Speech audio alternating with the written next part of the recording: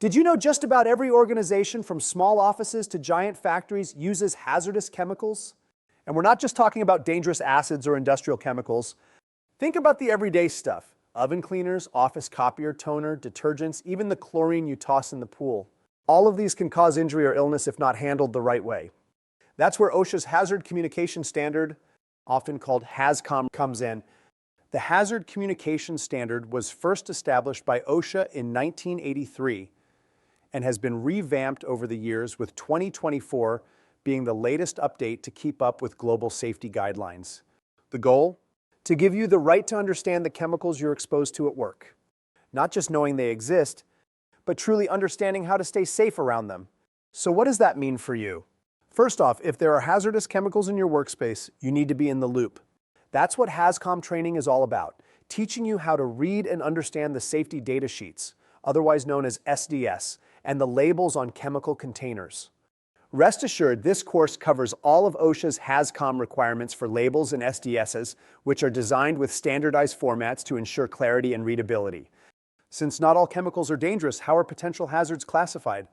OSHA's Hazard Communication Standard requires manufacturers and importers to evaluate every chemical they handle and classify it into one or more of the following categories. 1. Physical hazards. These include risks like flammability, explosiveness, or the potential for chemicals to oxidize. 2. Health hazards.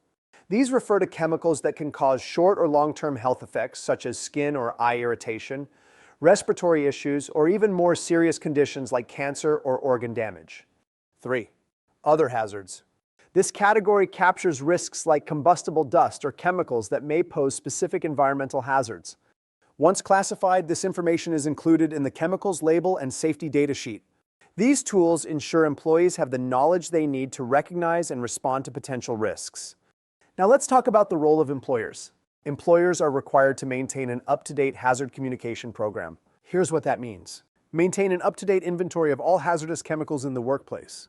Clearly explain the risks of hazardous materials to employees. Ensure all containers of hazardous materials are labeled correctly at all times. Identify tasks that may expose employees to hazardous materials. Train employees to understand procedures, risks, and safety measures related to hazardous materials. Specify procedures for communicating new hazards or policy updates to staff.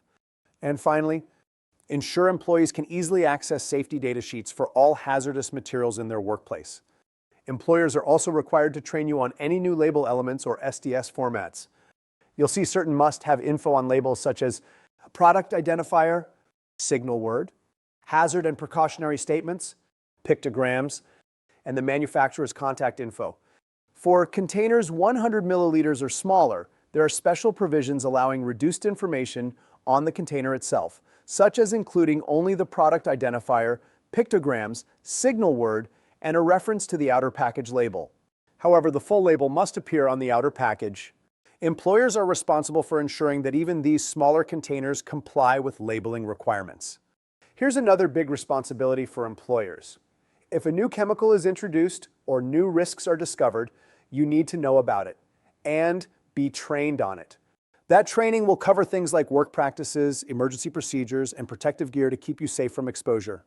And here's the important part. If you're ever unsure about the hazard communication program, the labels on chemicals, or the SDS info, ask questions.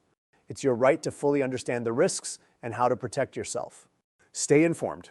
Stay safe.